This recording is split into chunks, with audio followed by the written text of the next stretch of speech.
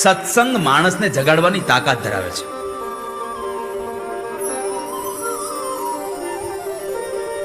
હાથ ભાંગી જાય તો ઓર્થોપેડિક ડોક્ટર પાસે જવું પડે. આંખ તૂટી જાય, એમાં કઈ બીમારી થઈ જાય તો આંખના ડોક્ટરો આપણી દુનિયામાં ઘણા બધા છે. શરીરમાં કોઈ પણ રોગ લાગે બધાના દવાખાના છે. મને આ સમાજમાં બતાવો કોઈ માણસ મનથી ભાંગી ગયો એનું દવાખાનું ખરું ક્યાંય? હા, આ ભાગવતની કથાના માંડવા છે ને, એ મનથી ભાંગી ગયેલા માણસને ઊભું કરવા માટેનું દવાખાનું છે. અહીંયા મનથી ભાંગેલો ઊભો થઈ જાય, પાછું જીવન જીવવા માટે નીકળી જાય છે. ન જાણ્યું જાનકી નાથે કાલ સવારે શું થવાનું. એટલા માટે કહું છું, માટે આપણા જીવનમાં સત્કર્મ થતું હોય તો એના માટે આવતીકાલ ન કરીએ ક્યારે. આજનો લાભ લઈ લઈએ. સુત નામના મહાપ્રાણી કહે છે કે ભાગવતની કથા માણસને આખું બદલી નાખે છે. કાગડામાંથી કોયલ થઈ જાય છે. હવે કાગડામાંથી કોયલ થઈ એટલે ઘણા બધા પૂછે કે આવું થાય કોઈ દી? અરે કાગડામાંથી કોયલ એટલે માણસના સ્વભાવમાં પરિવર્તનની વાત છે. બાકી કાગડાએ કઈ આપણું કઈ બગાડ્યું નથી. कागा किसी का क्या लेत है, कोयल किसी को क्या देत, कोयल मीठा बोलकर सबको अपना કરી લેત. નકર કાગડાએ કઈ આપણું બગાડ્યું નથી, પણ છતાં પણ આપણે કોયલ બોલતી તો ગમે આપણને, કાગડો બોલતો હોય તો ઓછું ગમતું હોય. પણ ઈનો એ કાગડો જો ભાદરવા મહિનામાં આપણા પિતૃનું શ્રાદ્ધ હોય એ દિવસે આપણી ઘરે ન આવે તો આપણને થાય લે આજ કેમ આવ્યો નહીં. આ તો સમય સમય બલવાન હે, નહીં પુરુષ બલવાન. જેને ભગવાનની કથા નથી સાંભળી એને આ જન્મમાં કોઈ અધિકાર નથી મનુષ્ય કહેવડાવવાનો. આ જન્મ માત્ર બપિયેન સથે ન કિંચિત.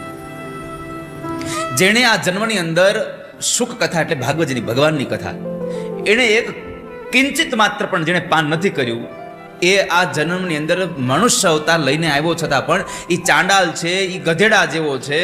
અને એનો જન્મ એક માત્ર ને માત્ર એની માને પ્રસૂતાની વેદના દેવા થયો છે, બાકી કાંઈ કામ નથી એનું આ જગતમાં. આવું અહીંયા સુતરામના મહાપ્રાણી કહી રહ્યા છે.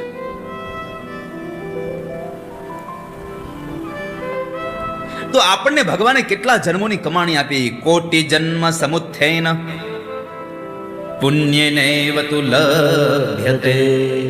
અનેક કોટી જન્મના પુણ્યને લઈને આજે આપણે ભાગવતની કથા મળી છે, પરમાત્માની કથા મળી છે. ભાગવતજીમાં કહ્યું છે કે જ્યારે તમે કથા સાંભળવા માટે ઘરેથી નીકળો ને, સત્સંગમાં જતા હો અથવા તો મંદિરે જતા હો દર્શન કરવા માટે, ત્યારે અન્યત્ર વાતો ન કરવી, પણ ભગવાનના નામના ગુણાનુવાદને ગાતા જવા. શ્રી કૃષ્ણ ગોવિંદ હરે મુરારે. તો શ્રી કૃષ્ણ ગોવિંદ હરે મુરારે કથામાં જાવ ત્યારે ગાવું, કથામાં બેહી જાવ ને તઈ ગાવું. કથામાં તમે બેહી જાઓ અને એવા સમયે જો ધૂન કીર્તન આવે તો ત્યારે ગાવું, અને જ્યારે કથા સાંભળીને ઘરે આવતા હોય ત્યારે પણ બીજી કોઈ વાત ન કરવી, ભગવાનનું નામ લેવું. શ્રી કૃષ્ણ ગોવિંદ હરે મુરારે. એકબીજાને લેતા જવા, સાથે પકડતા જવા. એ બેન હાલો હાલો ગામડે, હાલો હાલો કથામાં જાય. અને તમારી યાત્રાની ટિકિટ આવી ગઈ હોય, તમારી યાત્રાની ટિકિટ આવી ગઈ હોય અને તમને ખબર પડે કે મારી આજુબાજુમાં 2-5 કિલોમીટરમાં ભગવાનની કથા બેસે, તો બની શકે તો યાત્રાની ટિકિટને કેન્સલ કરી અને કથામાં જવાનું મહાત્મ્ય વધારે રાખશો. કારણ કે ભાગવતજીમાં એમ લખ્યું છે કે તમે યાત્રામાં જશો તો 1 કે 2 તીર્થના દેવતાઓના તમને દર્શન થશે, એનું પુણ્ય તમને પ્રાપ્ત થશે. પણ કથામાં તો 68 તીર્થ ત્યાં હાજર હોય છે. 68 તીર્થોનું પુણ્ય તમને કથામાં મળે છે, સત્સંગમાં મળે છે. માટે કથાઓમાં જઈએ, બીજાને લેતા જઈએ. જુઓ અહીંયા ભૃગુ ઋષિએ નું કામ કર્યું, બધાને લગ્યા સમજાવીને. તે ગામડે કથા બેઠી હતી અને કથા સાંભળવા જવામાં કોઈ જાતને કોઈ પાબંદી ન હોય. એ તો આપણે એમ કહેતા હોઈએ છીએ કે વૃદ્ધ થઈએ ત્યારે, નિવૃત્ત થઈએ ત્યારે કથા સાંભળવા જવાનું. ના, હવે નિવૃત્ત થાશું ક્યારે કોને ખબર છે? માણસ મરે ત્યાં નિવૃત્ત થાય છે? તમે તમારી જાતને પૂછજો, આપણે કોઈ દી નિવૃત્ત થવાના? આપણા માટે પૂરું થાય તો આપણે આપણા છોકરા માટે ચાલુ કરશું. બંધ તો થયું જ નહીં. અને કઈ કેલા ભાઈ હવે આરામ કરો. અરે ભાઈ મને એકલા બેઠું બેઠું ગમે નહીં. એમ નથી કહેતો કે હળવળીઓ પડે પૈસા ગમે ત્યાંથી કમાવો પૈસા.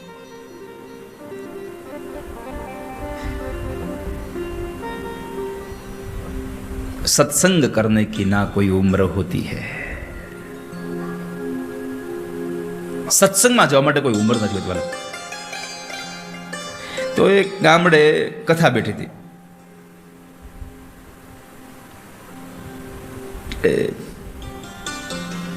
ગામડેથી બેન કથામાં જતા હતા સવારમાં, અને બાજુના ઘરે એક બેન એનું આંગણું વાળતા હતા. એટલે ઓલા બેને કહ્યું કે બેન હાલો કથામાં. એટલે ઓલા બેન જે આંગણું વાળતા હતા ને એ જરાક ભણેલા ગણાયા હતા. એટલે એમણે એની ભાષામાં જવાબ, એકચ્યુઅલી હું બીજી છું. એ કે હું કીધું હું બીજી છું. તે ઓલા અભણ બેને કીધું એમ તો હું તમારા ભાઈને ત્રીજી છું, પણ કથા સાંભળવા જવાય. કે કથામાં બાદ નથી કોઈ જાતનો, પણ કથા સાંભળવા જાવ ત્યારે શું કરવાનું?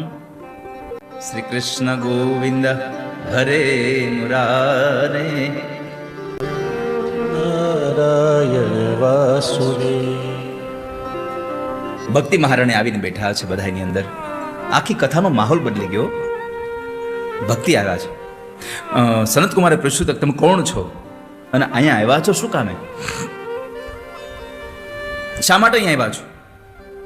ભક્તિ કહે છે ભવદ્ભીર દેવ કૃતાસ્મિ પુષ્ટા કલી પર્ણષ્ટાપી કથા રસેન. મારું નામ ભક્તિ છે અને કલી દ્વારા હું પ્રનષ્ટ થઈ છું, પણ આજ તમારી કથાને સાંભળીને ફરી પાછી હું પુષ્ટ થઈ છું. કથાથી માણસ ચાર્જ થઈ જાય છે. સવારે ઘરેથી નીકળ્યા હોઈએ અને સાંજે ઘરે આવીએ. જ્યારે સાંજે ઘરે આવીએ ત્યારે પેલું કામ શું કરીએ? સાચું બોલજો. પાણી પછી પીએ, પેલા મોબાઈલનું પ્લગ ગોતીએ છે ને, પેલું ચાર્જર ગોતીએ. અમુક તો ઓલો પ્લગ ભેગો ફેરવે.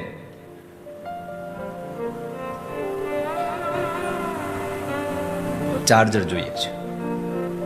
તો એક 5 ઇંચના મોબાઈલને સવારથી સાંજ સુધી કામ કરે અને એ ડિસ્ચાર્જ થઈ જતો હોય, તો આ 5 ફૂટનો મોબાઈલ છે વાલા, આખો દી કામ કરે તો સાંજે બેટરી ઉતરી ન જાય. આને ચાર્જ કરવા માટેનું એકમાત્ર સાધન છે ભગવદ સ્મરણ. પરમાત્માનું સ્મરણ કરશો તો તમારી આ બેટરી ચાર્જિંગ થઈ જશે. પરમાત્માના નામના સંગીતને સાંભળો. સાંજે આવીને ભગવાનની એકાદી 2 ધૂન સાંભળો.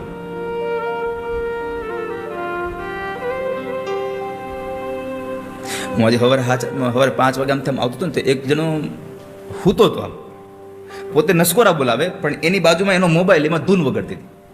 હા, એમાં ધૂન વગડતી હતી. મેં કહ્યું સુખી જીવાતમાં આ છે કે ભગવાનનું નામ સાંભળતા સાંભળતા કેટલી ઘસઘસાટ ઊંઘ આવે છે. સાંજે આવીને એકાદી ભગવાનની ધૂન સાંભળશો ને, તમારું મન પ્રફુલ્લિત થઈ જશે વાલા. અરે સાંજે બની શકે તો સાંજે આવી, બારથી આવી, સ્નાનાદિ કર્મ કરી અને ભગવાનના મંદિરમાં એક દીવો કરી 2 મિનિટ માટે ભગવાનને ખાલી જોશો ને તમે, તોય તમારો આખો દિવસનો થાક ઉતરી જશે. 2 મિનિટ માટે ભગવાનને જુઓ. ખાલી ન કોઈ ભગવાનના નામની માળા કરો, કાંઈ ન કરો, પણ ખાલી બસ મંદિરમાં જઈ અને એક દીવો પ્રગટાવીને ભગવાનને જોવાનું કામ કરો. અને આપણે એ જ કરવાનું છે. આપણે રોજ ભગવાનને જોવાના છે. આપણે રોજ ભગવાનને જોવાના છે. પ્રાર્થના એટલી કરવાની છે, પ્રભુ એકાદી વખત તો સામું જોજે. અને એ સામું જોઈ લે હે ને, પછી દુનિયા સામું તમારે નહીં જોવું પડે. આખી દુનિયા તમારા સામું જોતી થઈ જશે. ભગવાન તમારી સામું જોઈ લેશે તો આખું વાતાવરણ પુલકિત થઈ ગયું. ભક્તિ મહારાણી પધાર્યા હતા તો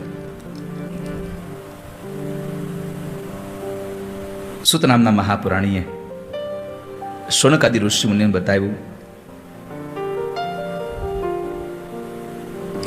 કે જ્ઞાન અને વૈરાગ્યને જગાડવા હોય તો સત્સંગ બહુ જરૂરી છે. ત્યારબાદ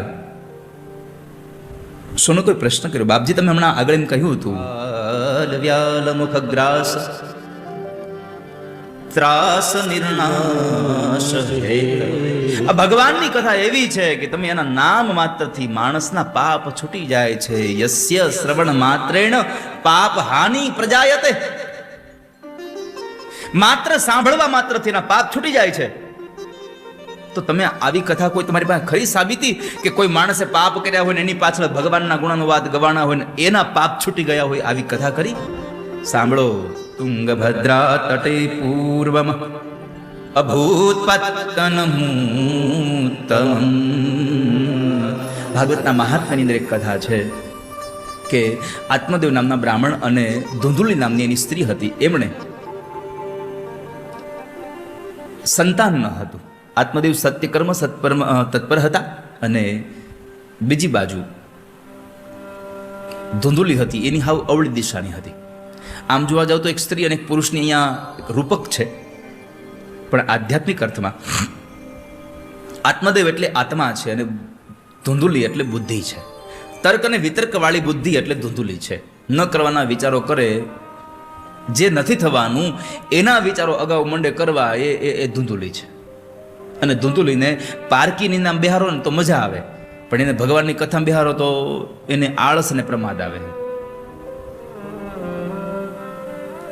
राम नाम में आलसी भोजन में होशियार ऐसे तुलसी ऐसे जीव को बार बार धिक्कार. तुलसी ऐसे जीव को बार बार धिक्कार. આત્મદેવ દુખી છે કે એને સંતાન નથી, પુત્ર નથી. અરે એને પુત્ર નથી એટલું નહીં, એના આંગણામાં બાંધેલી ગાયને વાછડાનો પ્રસવ ન થાય, વૃક્ષને ફળ લાગે પણ બગડી જાય, તુલસીને માંજર ન લાગે. આત્મદેવ બ્રાહ્મણ એક વખતના સમયે એટલા દુઃખી થયા કે મારે હવે દીકરા વગરનું જીવન જીવવું નથી. આત્મહત્યા કરવા માટે જંગલમાં જાય છે. ત્યાં એક મહાત્માજી મળ્યા છે. મહાત્માજી એને રોકે છે, એને પૂછે છે કેમ મરવા આવ્યા છો? તો કહે છે મારે દીકરો નથી. મહાત્માજી કહે છે ભગવાનની કૃપા કહેવાય તમારી ઘરે દીકરો નથી. કે અરે અમે સંસારી રહ્યા, તમે સંન્યાસી રહ્યા, સંન્યાસીઓને સંસારીના સુખની શું ખબર પડે? અરે પણ ભાઈ ભૂદેવ, તમે જરાક જગતમાં જઈને નજર તો કરો. જેની ઘરે દીકરા નથી ઈ રડે છે, જેને 4 દીકરા છે ઈ રડે માથે ઓઢી, કારણ કે ઈ હાચવતા નથી.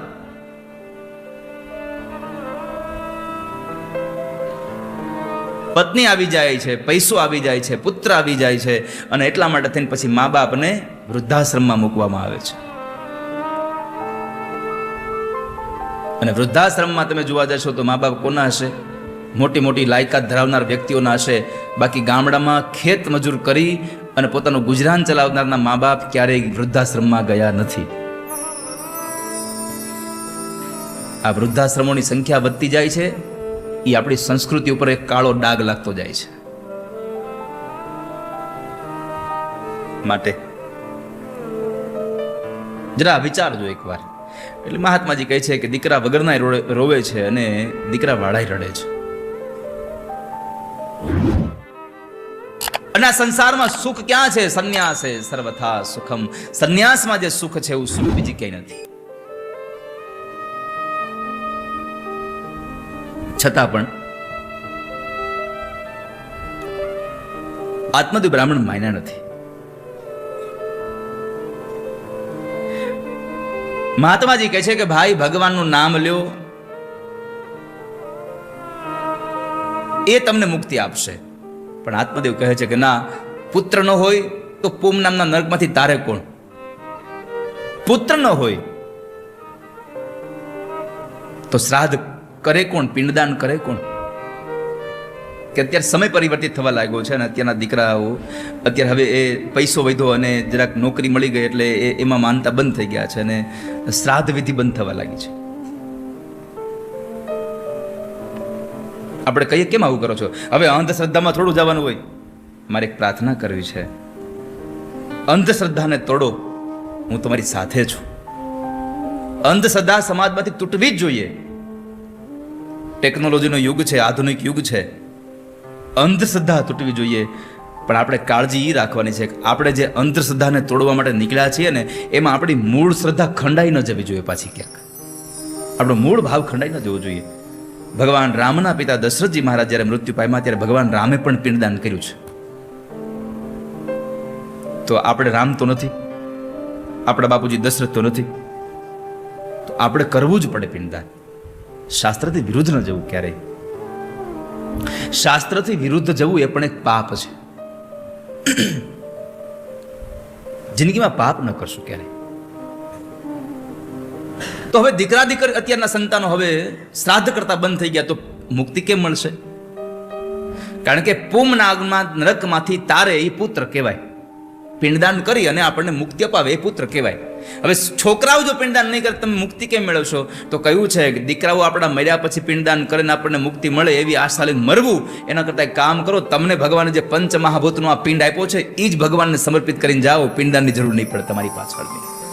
તમે તમારી જાતે પિંડદાન કરતા જાઓ. આપણી જાતે પિંડદાન થાય. આ પિંડ ભગવાન વિષ્ણુને સમર્પિત કરી દઈએ. શરણાગતિ જેવું બીજું કોઈ શ્રાદ્ધ નથી આ જગતમાં. અમુક ઉંમર થાય તો ભગવાનની સેવા કરી લઈએ.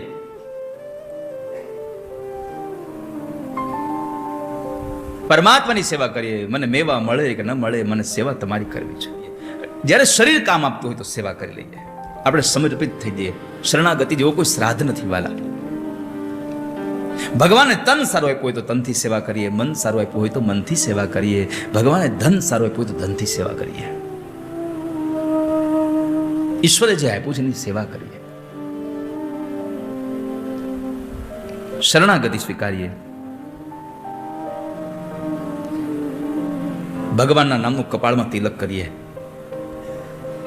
ભગવાનના નામની કંઠી તુલસીની માળા કંઠમાં પહેરી હોય, ભગવાનનું નામ મુખમાં હોય, ભગવાનનું કીર્તન મનમાં અને કાનમાં ચાલતું હોય, અને આવા ભાવથી તમારું કરેલું કર્મ એ શ્રાદ્ધ થઈ જશે. અને કપાળમાં તિલક કરજો, કંઠી બાંધજો વાલા. અરે કોકના છીએ એમ ઓળખાવા તો જોઈએ ને આપણે કોઈના છીએ આવું આપણને લાગવું તો જોઈએ કે નહીં કે અમે ભગવાનના છીએ, અમે ઈશ્વરના છીએ, અમે પરમાત્માના છીએ. તુલસીની માળા, તિલક, આ બધું કંઈક હશે તો આપણી સેફટી છે. શેરીમાં ગળામાં પટ્ટા નાખ્યા વગરનું કૂતરું રખડતું હોય તો મ્યુનિસિપાલિટી વાળા ગમે ત્યારે ભરી જાય. ગળામાં પટ્ટો ન હોય તો ગમે ત્યારે ભરી જાય, પણ જો ગળામાં પટ્ટો હોય તો જરાક પૂછે કોઈકને કે આ કોઈકનું હશે માલિકીનું. એમ તમે તુલસીની માળા ગળામાં નાખી હશે, કપાળમાં તિલક કર્યું હશે તો યમના દૂતો તમને ઉપાડીને ડબ્બામાં નહીં નાખે, કારણ કે ખબર છે આ ભગવાન વિષ્ણુનો છે, આ ભગવાનનો નારાયણનો છે. એટલે તમે કોકના બનીને રહેજો પહેલા. ભગવાનની દોરી આપણા દુઃખમાં હોવી જોઈએ. સંન્યાસે સર્વથા સુખ બહુ સમજાવ્યા પણ આત્મદેવ માયના નહીં. અને એવા સમયે આત્મહત્યાની જ વાત કરે છે. એટલે આત્મદેવ બ્રાહ્મણને પેલા મહાત્માજી એક ફળ આપ્યું, કીધું તમારા પત્નીને ખવડાવજો. પત્નીને ફળ ખવડાવવાની વાત કરી. ઘરે આવે છે, પત્નીને ફળ આપ્યું પણ પત્ની છેતરે છે. અને આમ પણ આપણી બુદ્ધિ જ આપણા આત્માને છેતરે છે.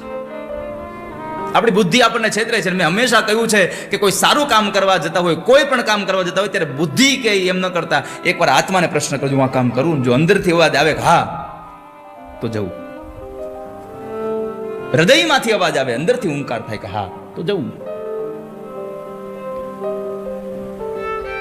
માટે આત્મદેવી પોતાની પત્ની ધુંધુલીને એ ફળ આપી દઈ નીકળી જાય છે. ધુંધુલીની બેનપણી બાજુમાં બેઠી છે. હવે શું કરવું? ફળ ખાવ ન ખાવ?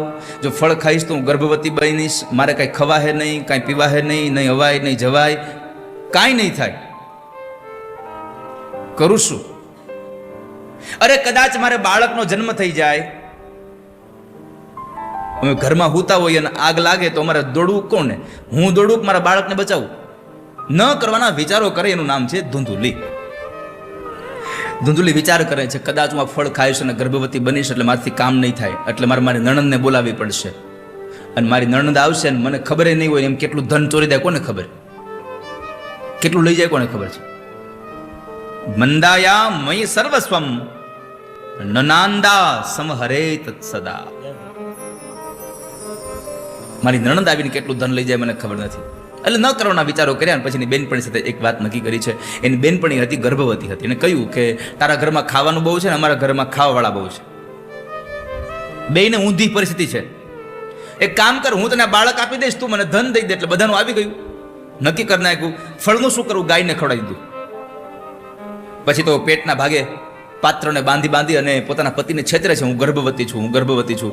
અને એક વખતના સમય જ્યારે બેનપણીને ત્યાં બાળકનો જન્મ થયો, દીકરો આવ્યો છે, અને એ દીકરો કોઈને ખબર ન પડે એમ બેન અને બનેવીએ બે થઈ અને બાળક ધૂંધુલીને આપી દીધું. ધૂંધુલીએ આત્મદેવને સમાચાર આપ્યા કે આપણી ઘરે દીકરાનો જન્મ થયો. આત્મદેવ રાજી થઈ ગયો. 3 મહિના પછી જે ગાયને ફળ ખવડાવ્યું હતું એ ગાયે એક બાળકને જન્મ આપ્યો છે. આખું શરીર માણસનું છે, ખાલી કાન છે એ ગાયના કાન જેવા છે. બેયનું નામકરણ થયું. ધૂંધુલીનો દીકરો છે એટલે ધુંધુકારી પાડ્યું, અને ગાયના કાન જેવા જેના કાન છે એનું નામ પાડ્યું છે ગોકર્ણ.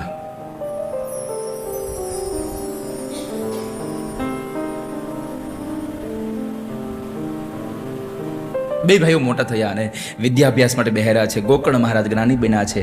ધુંધુકારી મહાશઠ બન્યો. ન ખાવાના પદાર્થો ખાય, ન પીવાના પદાર્થો પીવે. શબ હસ્તે ન ભોજનમ. હવે શબ હસ્તે ભોજન એટલે શું? જેના હાથથી કોઈ દી હારા કામ ન થયા હોય ને એને શબ કહેવાય. શબ હસ્તે ન ભોજનમ. કામ સારા ન થાય કદી હાથથી રે. જેના હાથથી કોઈ દી હારા કામ ન થયા હોય અને જેની તેજુરી ભરી હોય પૈસાની, પણ એમાં ગરીબોની હાય ભરી હોય, બીજાના ગળા લોહી લઈ લીધું હોય, એવાના ઘરે કોઈ દી જવું નહીં અને એવાના ઘરનું કોઈ દી પાણી પીવું નહીં. કારણ કે એની વૃત્તિ એના ઘરના અનાજમાંથી આપણામાં આવશે. એટલે કોઈ દિવસ ક્યારેય ખાવું નહીં એના ઘરનું. સબ હસ્તે એને ભોજન કરતો હતો. તો મા બાપ પાસે પૈસા માગે, મા ના પાડે, બાપ પાસે જાય, બાપ ના પાડે તો વળી ક્રોધ ભરીને દીવો જાય. એમાં એક વખતના સમયે બાપે પૈસા પણ ના પાડી તો એક પાટો મારી અને આત્મદેવ બ્રાહ્મણને પછાડી દીધા છે. આત્મદેવ બ્રાહ્મણ જ્યારે પડી ગયા ને ત્યારે એને દીકરાનું પાટું વાગ્યું ને ત્યારે ઓલા મહાત્માજીના શબ્દો યાદ આવ્યા. કારણ કે મહાત્માજીએ કીધું હતું કે લાતો કે ભૂત બાતો સે નહીં માનતે.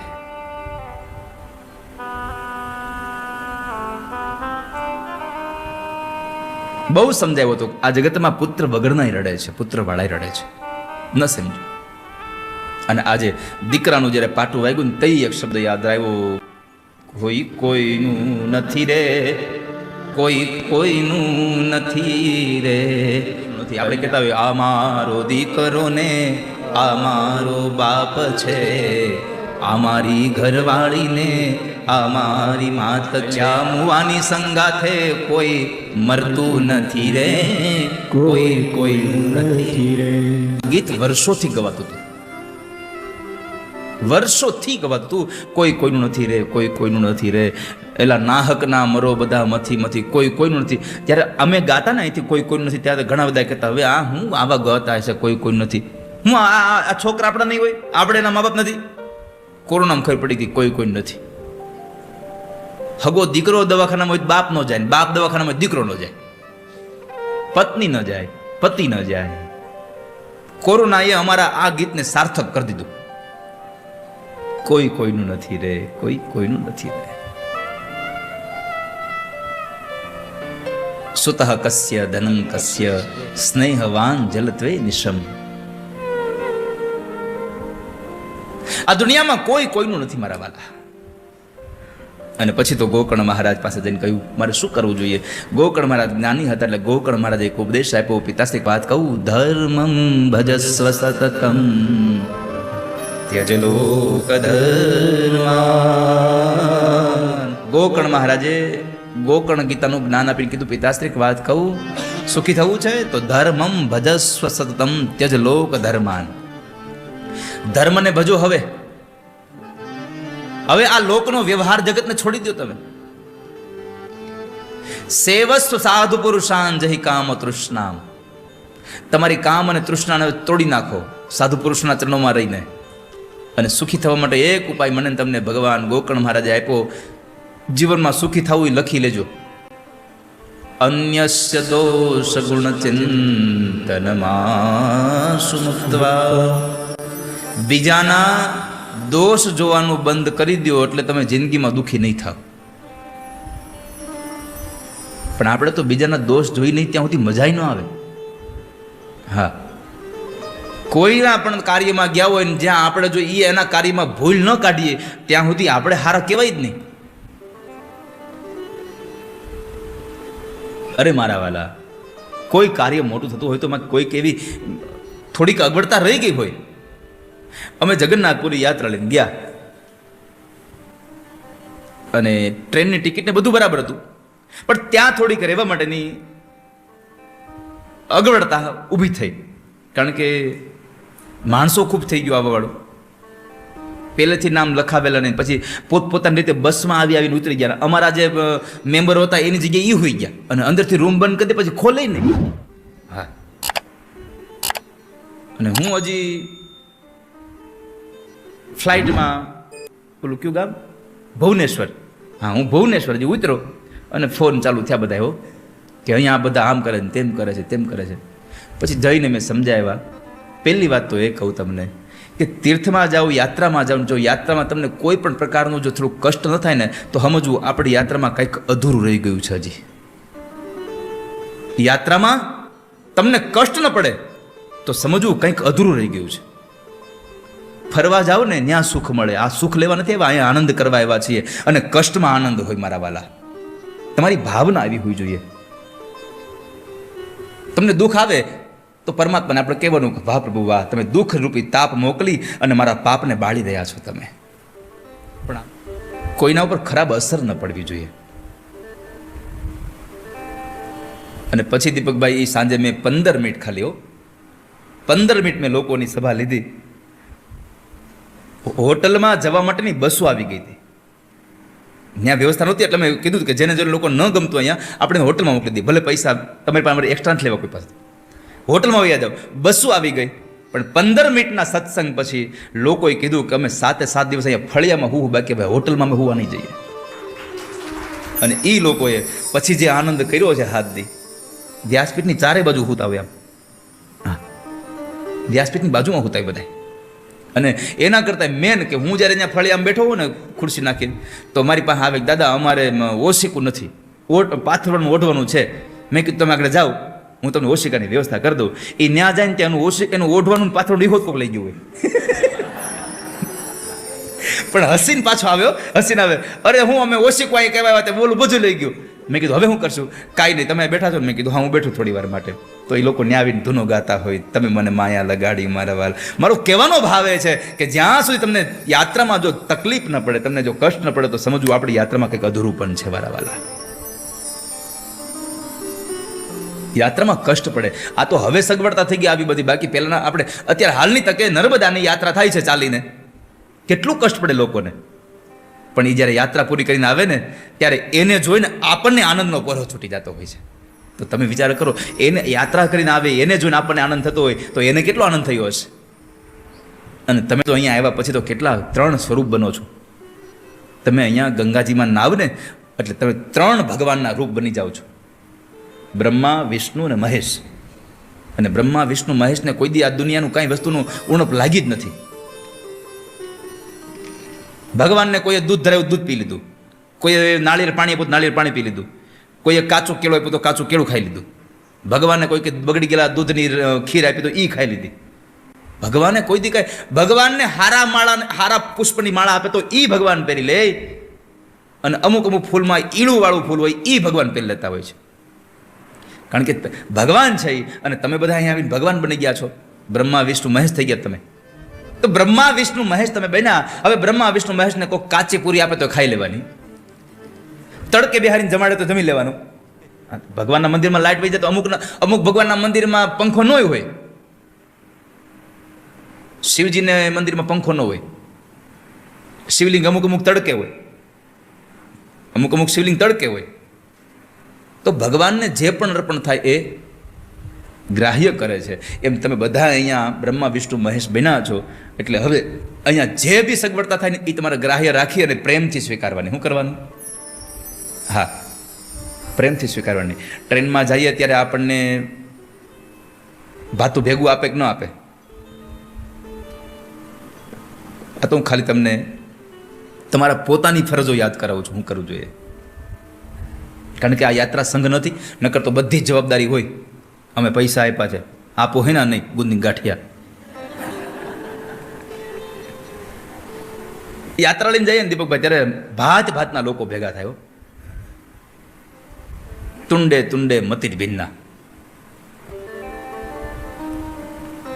તો પિતાશ્રી, જીવનમાં સુખી થવું છે તો બીજાના દોષ જોવાનું બંધ કરી દો, બીજાની ઈર્ષા કરવાનું બંધ કરી દો. આપણને જિંદગીમાં ઈર્ષા ન થવી જોઈએ કોઈની વાલા. જેની જેવી આવડત છે એ પ્રમાણે એનું કામ એ કરવાના છે. હવે આપણને ઈર્ષા એ થાય છે, હવે આ રિલાયન્સ કંપની છે એમાં જે માણસ કામ કરતા હોય એ માણસે પોતાના કામના જે વળતર છે એની સામું જોવાય, એને રિલાયન્સના માલિકની આવક સામું ન જોવાય. બહુ યાદ રાખજો. માણસ જે કામ કરે છે એનું જે વળતર મળે છે એની સામું જોવાય, એના માલિકને કેટલું મળે છે એની સામું ન જોવાય. પણ થાય છે એવું, એને પોતાની આવક કરતા એના માલિકને ઓહો એને કેટલું મળે, આપણને એટલું જ. તો એના એ તારા કામ પ્રમાણેનું છે, એને એના કામ પ્રમાણેનું મળે છે. એટલે તમને જિંદગીમાં ઈર્ષા ન થવી જોઈએ કોઈની. અને ઈર્ષાનો અગ્નિ એવો છે, સામેવાળાને બાળક ન બાળે તમને બાળી જ નાખે. હાવ સામેવાળાને ખબર ન હોય, એ તો લાડવા ખાઈને મજા કરતો હોય અને અહીં તમે બળતા હો. અમુક જણા 2 વખત હલવો લેવા જાય ને તો કે લે બીજી વખત લીધો એને. અરે પણ તું 3 વખત લે ને.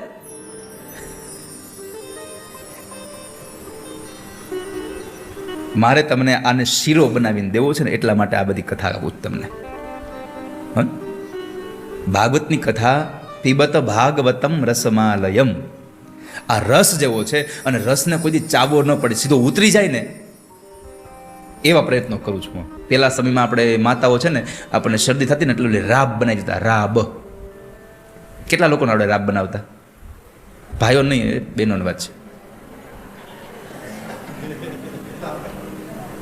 બરાબર. એ રાબને કોઈ દી ચાવી ન પડતી. મોઢા મૂકો એટલે ગરમા ગરમ ઉતરી જ જાય સીધી. અને એ ચારે બાજુ આમ તમે જુઓ ને તમારે ઘી છૂટું પડતું હોય ને આપણા આમ ઇન્દ્રિયોમાંથી એ ભાવ જાગે એટલે એમાંથી રસાળ નીકળે ને એટલી સરસ ઉતરી જાય. અમુકને અત્યારે થૂક આવી ગયું છે, મોઢામાં પાણી આવી ગયું છે. હા, એ રાબ યાદ આવે તો એમાં પાછી ઉપરથી હૂંઠ નાખી હોય થોડીક. પણ અત્યારની રાબ ચાવી પડે છે હવે. શું કામ? એને મારી રાબ હારી થવી જોઈએ એટલા માટે થઈ અને બેનો પછી ઉપર ડ્રાયફ્રૂટના ટુકડા પધરાવે એટલે નો છૂટકે ચાવી પડે ને. એમ મારે તમને રાબ બનાવી અને આ ભાગવતજીને પીવડાવી છે તમને, કે તમને સીધી ઉતરી જાય. એટલા માટે હું આટલા બધા ઉદાહરણો તમને હારે આપી છું. ભાગવતની કથા આપણને કંઈક અંશે પણ આપણને સ્પર્શ થઈ જાય અને આપણું જીવન સુધરી જાય તો કહેવાય કથા સાંભળી હતી.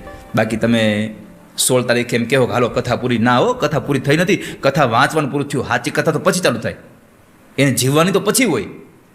2 દિનના લગ્ન પૂરા થાય એટલે જાન ઘેરાવે નથી કહેતા હાશ લગ્ન પૂરા થયા. લગ્ન પૂરા નથી, હવે સાચું લગ્ન ચાલુ થયું. લગ્ન તો હવે ચાલુ થયું, એ તો લગ્નની વિધિ પૂરી થઈ છે. તો જિંદગીમાં કોઈ દિવસ કોઈની ઈર્ષા ન કરશો વાલા, ક્યારે ઈર્ષા ન કરવી.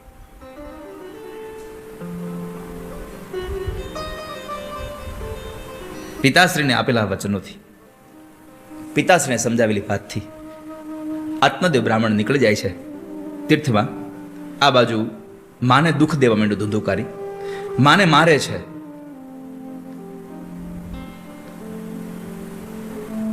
માં વિચાર કરે છે મારે શું કરવું. એક વખતના સમયે રાત્રિના સમયે મદિરાપાન કરીને આવેલો અને નશામાં પડેલો માને બંધ કરીને પૂરી દીધેલી. અને એ જ્યારે માને બંધ કરીને પૂરેલી, ત્યારે માને ખબર પડી કે આ છોકરો સૂઈ ગયો છે નશામાં. એ જ સમયે એને પોતાના દરવાજા ઉઘાડી અને છુપીથી એ અંધારાની અંદર નીકળી જાય છે, ભાગી જાય છે. પણ જ્યાં માર્ગમાં અંધારામાં ભાગતી જતી હતી ખબર નહીં, એમ બરાબર અંધારા કૂવામાં પડી જાય છે અને મૃત્યુ પામે છે. મોત થઈ ગયું માનું. મા બાપ મરી ગયા એટલે સ્વતંત્રતા મળી ગઈ. સ્વતંત્રતા માણસની સ્વચ્છંદતામાં બદલાઈ ગઈ. આ વાત ઉપર મારે કહેવું છે કે દીકરા દીકરીઓ યુવાન હોય, તમે એને તમારી શક્તિ પ્રમાણેની બધી જ સુવિધાઓ સગવડતાઓ આપો, મારી ના નથી. પણ તમારી આપેલી સ્વતંત્રતા સ્વચ્છંદતામાં બદલાઈ ન જાય એની કાળજી રાખવાનું કામ તમારું જ છે. તમે સારામાં સારો મોબાઈલ આપો, સારામાં સારી ગાડી આપો, પણ એનો સદુપયોગ જ થાય છે ને, એનું ધ્યાન રાખવાની જવાબદારી મા બાપની છે. આપણે તો આપણા કામમાં એટલા વ્યસ્ત હોઈએ એટલે સારો મોબાઈલ લઈને આપી દઈએ, પછી દીકરા દીકરીઓ જ્યાં જવું ત્યાં જાય. અને પછી જ્યારે પરિણામ બીજું આવે ત્યારે કહીએ, પછી માથે ઓઢીને રોવા બેસીએ તો એ તમે હારા નથી લાગતા એમાં, કારણ કે ભૂલ તમારી છે. આપણી આપેલી સ્વતંત્રતા એ બાળકની સ્વચ્છંદતામાં ન બદલાઈ જાય એટલો પાવર તો હોવો જ જોઈએ આપણો. અઠવાડિયે તમે ન જાવ તો કાંઈ નહીં, પણ મહિનામાં એકાદી વખત તો તમારી માર્કિંગ હોવું જ જોઈએ કે મારો છોકરો ભણે છે, બરાબર જગ્યાએ જાય છે ને, ટ્યુશનમાં જાય બરાબર છે ને. નકર ઘરેથી ટ્યુશનમાંથી કહી અને પછી ડિવાઈડર ઉપર ઘોડી ચડાવીને બેઠો હોય ને બીડી ફૂટતો હોય અને તો આપણે ધ્યાન ન દેતા હોઈએ, તો પછી મોટો થઈને તમારી સામું બોલે તો એમાં કંઈ નવાઈ નથી. આપણી જવાબદારી છે આપણું બાળક બગડે નહીં. તો સ્વતંત્રતા સ્વચ્છંદતામાં બદલાઈ ગઈ, ન કરવાના કામો કરવા લાગ્યો. 5 ગણિકા સ્ત્રીઓનો સંગ થયો, શબ્દ રૂપ સ્પર્શ ગંધ.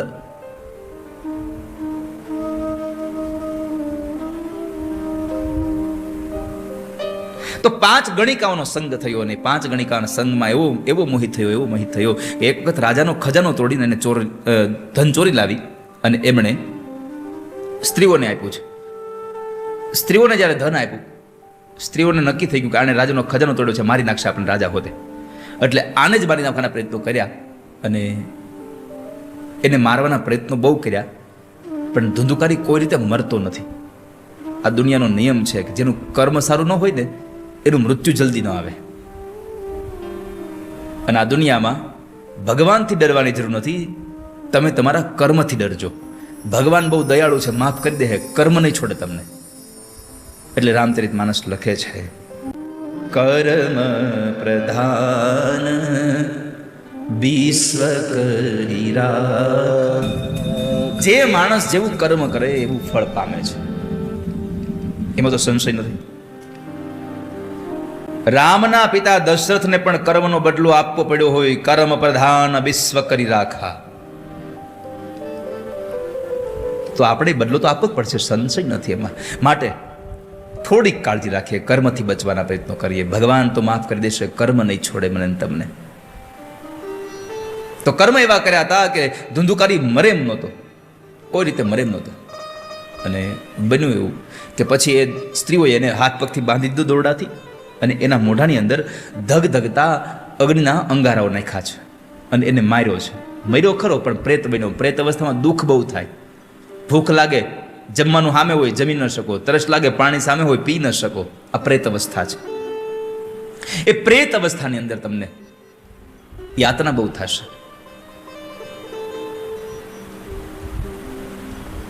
એવા સમયે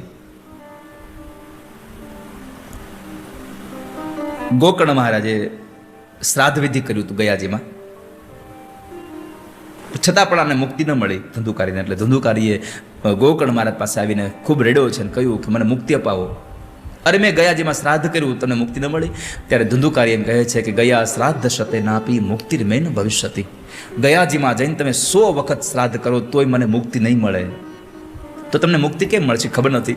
અને ગોકર્ણ મહારાજે ભગવાન સૂર્યનારાયણને પ્રશ્ન કર્યો કે જેને ગયાજીમાં શ્રાદ્ધ કરવાથી મુક્તિ ન મળે એને મુક્તિ મેળવવા માટે શું સાધન છે? અને ભગવાન સૂર્યનારાયણ બોલ્યા છે કે એના માટે એક જ સાધન છે, શ્રીમદ ભાગવતા હવા. એકમાત્ર કથા છે, ભાગવતની કથા કરો. અને એ ભાગવતની કથાના 7 દિવસમાં એક રોજને એક વાસની ગાંઠ તૂટે અને એને મુક્તિ મળે. ગોકર્ણ મહારાજે ભાગવત કથા કરી છે અને એ ભાગવત કથાના 7 દિવસના પુણ્ય ફળ સ્વરૂપે ધુંધુકારીને લેવા માટે ભગવાનનું દિવ્ય વિમાન આવ્યું છે. વાંસમાંથી પ્રેત ધુંધુકારી નીકળીને એ બેસી જાય છે. તો ભાગવતની કથા મરેલાની પાછળ પણ યસ્ય શ્રવણ માત્રેણ પાપ હાનિ પ્રજાયતે, આ શબ્દને સાર્થક કરવા માટે સૂત નામના પુરાણીએ આ કથા કરી છે કે પ્રેત ધંધુકારીની પાછળ કથા કરી તો એને પણ મુક્તિ મળી ગઈ છે. એ કથા બતાવી પછી ભાગવતનો વક્તા કેવો હોવો જોઈએ? વિરક્તો વૈષ્ણવ વિપ્રો વેદશાસ્ત્ર વિશુદ્ધિકૃત દ્રષ્ટાંત કુશલો ધીરો વક્તા કાર્યથી નિસ્પૃહ. ભાગવતનો વક્તા વિરક્ત હોવો જોઈએ, ભાગવતો કથા વક્તા વૈષ્ણવ હોવો જોઈએ, ભાગવતનો વક્તા બ્રાહ્મણ હોવો જોઈએ. વિરક્તો વૈષ્ણવો વિપ્રો, અને એ બ્રાહ્મણ કેવો? વેદ શાસ્ત્ર વિશુદ્ધિકૃત, વેદ અને શાસ્ત્રને ભણેલો હોય, દ્રષ્ટાંત કુશળ હોય, નિસ્પૃહ હોય, એવો ભાગવતનો વક્તા આપણને મળે અને આપણે શ્રોતા હોઈએ. હવે ભાગવતના વક્તાના ગુણધર્મ બતાવ્યા. શ્રોતાના ગુણધર્મ શું? શ્રોતાનો પેલો નિયમ છે કે એક જગ્યાએ બેસીને કથા સાંભળવી. એક જગ્યાએ બેસીને કથા સાંભળવી. હવે એક જગ્યાનો અર્થ તમે એવો ન કરતા કે તમે આજ જ્યાં બેઠા છો ત્યાં જ બેસીને કથા સાંભળવી. નકર કાલ તમારે ચા પાણી પીવાનું થઈ જાય મોડું, તમારી જગ્યાએ કોઈક આવીને બેસી જાય, આવીને ઊભા કરશો, ઊભા થાવ, દાદાએ કાલ કીધું હતું એક જગ્યાએ બેસવાનું. આવો અર્થ નાનો ન કરવો. એક જગ્યાએ બેસીને કથા સાંભળવાનો અર્થ છે કે તમે આવો ને તમને જ્યાં પણ જગ્યા મળે ત્યાં તમે બેસી જાઓ. જ્યાં સુધી ભાગવતની કથા વિશ્રામ ન થાય ત્યાં સુધી ઊભા ન થાવ, એ એક જગ્યાએ કથા સાંભળી કહેવાય. અનુકૂળતા હોય તો ગૌમુખીને માળા લેતો કથા સાંભળતા સાંભળતા ભગવાનના નામના ગુણાનુવાદને બોલતા જવા. અનુકૂળતા હોય તો તમારે ઉપવાસ રહીને તમારે કથા સાંભળવી, જો પૂછ્યા રહી શકતા હોય તો. બાકી અહીંયા બેઠા બેઠા તમે સૂકી ભાજીનું ભજન કરતા હોય તો એ રહેવા દેજો. હા, તો તમે 3 ટાણા જમી લેજો. ભાગવતજીમાં નિર્ણય આપ્યો છે, ઉપવાસ નહીં રહી શકે તો એકટાણું કરવું, ને એકટાણું ન કરી શકે તો જમી લેવું, પણ ભાવથી ભગવાનની કથા સાંભળવી. જીવનમાં કામના હોય એ છોડવાની છે. કારણ કે કામના જો હોય ને એટલે 2 વસ્તુ થાય. કામના સંતોષાઈ જાય તો લોભ ઊભો થાય, કામના અધૂરી રહે તો ક્રોધ ઊભો થાય છે. આપણી ઈચ્છા હોય, એ ઈચ્છા સંતોષાઈ જાય ને એટલે લોભ ઊભો થાય, હવે વધારે મળે. અને જો સંતોષાઈ ન જાય તો ક્રોધ થાય, મને મળ્યું નહીં હાડું. એટલે સૌથી પેલું કયું? કામ મારવાની વાત છે. કામમ ક્રોધમ મદમ માનમ મત્સરમ લોભમેવ છે. મદ છોડી દેવો, અહંકાર છોડી દેવો. અમે આ કથા કરી અહીંયા ઋષિકેશમાં, અમે કથા કરી. ના, તમે તો માત્ર નિમિત્ત બન્યા છો. મારા ઠાકોરજી તમારી પાસે કથા કરાવડાવી છે. અભિમાન ન કરશો ક્યારે. ભગવાનની ઈચ્છા વગર કશું થતું નથી ક્યારે. આ વાતને કાયમ માટે યાદ રાખવી. આ દુનિયામાં આપણે કાંઈ નથી કરતા, બધું ભગવાન કરી રહ્યા છે. એટલે હું સવારમાં કથા પ્રારંભ કરું ત્યારે કહું છું, કરતુમ અકર્તુમ અન્યથા કરતુમ ભગવાન હરિ છે. બધું જ કરવા વાળા ઠાકોરજી છે. હું તમે કાંઈ નથી કરતા.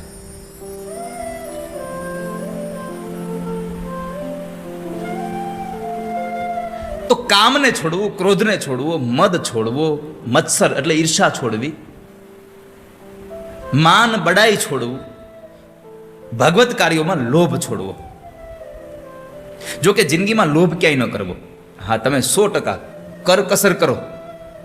જીવનમાં કરકસર કરાય, લોભ ન કરાય. અને અમુક તો લોભી એવા છે કે જાણે લોભી તો હોય, લોભીના ગુરુ હોય, લોભીની પરાકાષ્ઠાએ પહોંચી ગયા હોય માણસો. એના વિભાગ આવ્યો, લોભીમાં પરાકાષ્ઠાએ પહોંચી ગયા હોય. નથી કહેતા આ તો ચોરનો ગુરુ છે. એ કેવો છે વિચાર કરો તમે. ચોરનો ગુરુ કેવો હોય? ચોરનો ગુરુ એ છે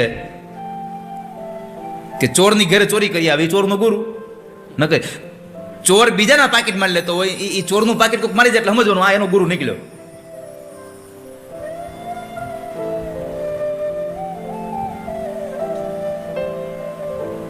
લોકલ ટ્રેનમાં ચડતા હોઈએ આપણે મુંબઈની, તો ખાસ સાચવીને રાખવું પડે હાડું. હું શરૂઆતમાં મુંબઈ રહેવા આવ્યો ને જોગેશ્વરીમાં, ત્યારે હું ટ્રેનમાં જાઉં ને તો વિચાર કરતો કે આ મારા હાડા આ લોકો ઊંધા કેમ છે આઈના. આપણે 2 ગાય પાછળ આમ રાખીએ ને એ લોકો આગળ રાખે. પછી મને ખબર પડી કે પાછળ હોય તો પછી ખાલી બેગ જ વધે, બીજું કાંઈ વધે નહીં.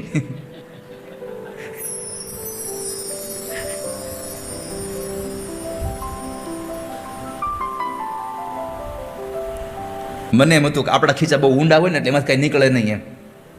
તે હું નવી મુંબઈથી ખારઘરથી કથા કરીને આવતું હતું સત્યનારાયણ ભગવાનની, અને અંધેરી મારે ટ્રેન બદલવાની, કારણ કે ઓલી હર્બલ લાઈન ત્યાં આવે એટલે ત્યાં ઉતરવાનું. તો ત્યાંથી ઉતરો હું, અને બીજી ટ્રેનમાં બેઠો, ઘેરે ઉતરો ત્યાં હું જતો ખાલી. એ તો સારું થયું ઓલી ઘરે બેગ હતી એમાં 10-15 રૂપિયા હતા તો રિક્ષા બાંધવા થઈ. પછી આપણે ઠેલો આગળ અટકાવવાનું ચાલુ કર્યું. ક્યારેક ક્યારેક હું કહું ને, ગઈકાલે મેં એક ઉદાહરણ આપ્યું હતું, ક્યારેક ક્યારેક અમુક વસ્તુ જોઈને આપણે આપણી બુદ્ધિથી એને માપીને લેવું, કારણ કે બધી જગ્યાએ આપણા ચશ્મા ન હાલે, અને બધી જગ્યાએ આપણા ચશ્મા ન હાલે.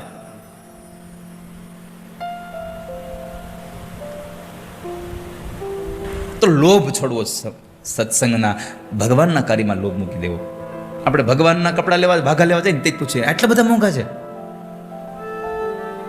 પેલા તમારી હાટું તમે 5,000-5,000 શર્ટ લઈ આવો તો વાંધો નથી તમને કઈ, અને ભગવાનનો એક 1,500-2,000 રૂપિયાનો એક વસ્ત્ર આવે તમને વાંધો છે.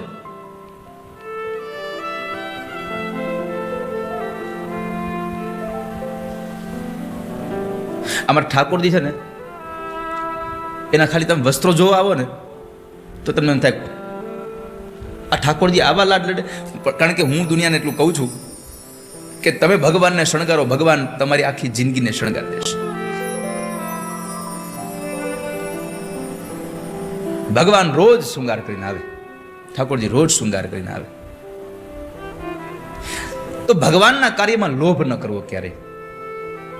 અને જો લોભ કર્યો ને તો જેમ ભગવાન આપે છે ને એમ લઈ હોટ લે. હા, ભગવાનને આપતા આવડે ને લઈ લેતા આવડે છે. એક જણો સત્યનારાયણ ભગવાનની કથામાં ગયો, જયરામભાઈ હારે જયરામભાઈ હતા એમાં. આગળ ઓલો ભાઈ બેઠો, પાછળ જયરામભાઈ બેઠા હતા, અને બરાબર આરતી આવી. આરતી પૂરી થઈ એટલે ગોરબાભાઈ આરતી પકડાય, દર્શન બધાને આરતી જોતા. કારણ કે પેલા આરતી જાય પછી ચરણામાં જ જાય. હેમલ દાદાએ કથા પૂરી કરી, દર્શન આરતી લઈને નીકળ્યો. જયરામભાઈ વડીલ એટલે એ કથા સાંભળવા બેઠા હતા. એની આગળ બીજો એક અજાણ્યો માણસ બેઠો હતો, હું ઓળખું પણ નામ નહીં દઉં.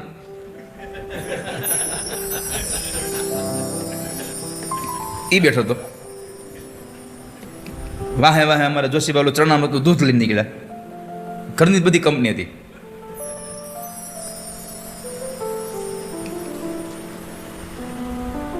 હેમાંગ અને ગિરીશભાઈ બે એક તાહડો ભેગો કરીને નીકળ્યા બે. કારણ કે એકલાથી ઉપડે મતું ને એટલે એક ઉપાડે ને એક બધા પ્રસાદ દે. ને એમાં બરાબર આરતી જ હતી. આરતી દર્શન લેતો તો ઓલો ભાઈ જે હું ઓળખું એને પાસે આવ્યો. એને આરતી લેવા હાટું આમ ખીચામાં હાથ નાખ્યો, કારણ કે આરતીમાં કંઈક પધરાવું પડે ને, ખાલી હાથ આરતી ન લેવાય.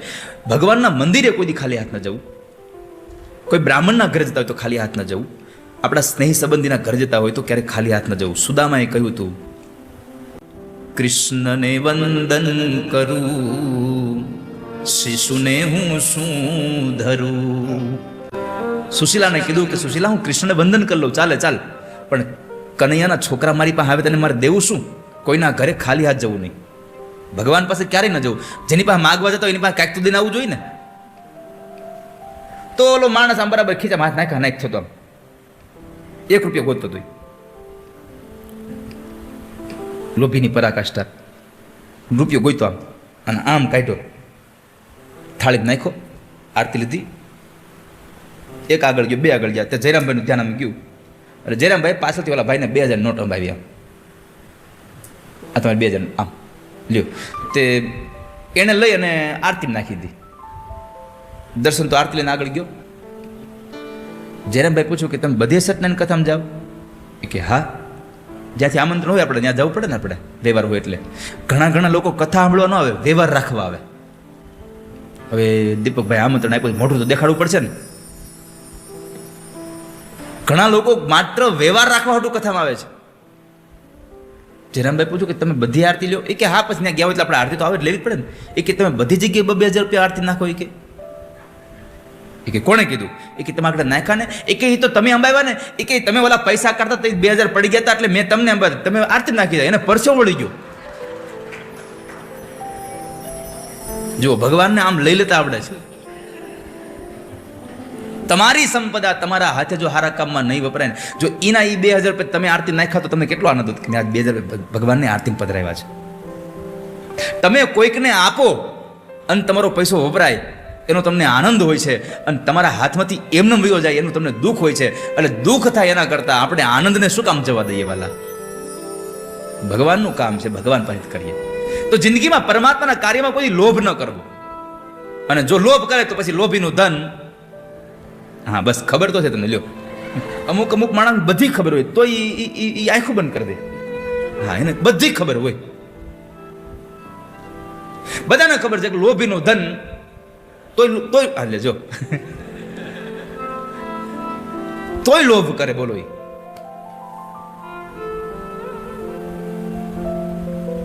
તો લોભ છોડી દેવો, અહંકાર છોડી દેવું જીવનમાંથી.